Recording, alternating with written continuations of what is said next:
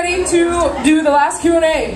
One more Q&A, then we're going to take a musical break, and then we're going to call the raffle ticket. Wait. Then I'm going to perform. Yes. And then we're going to call the raffle ticket.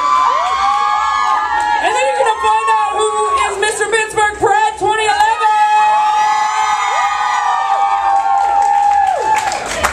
So keep that energy going from Mr. King Apollo.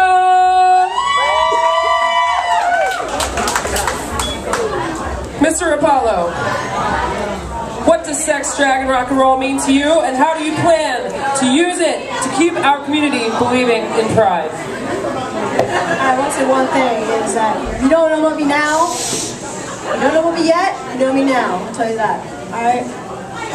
Sex, drag, and rock and roll represents individuality, free expression in our community. And I use that as a role model.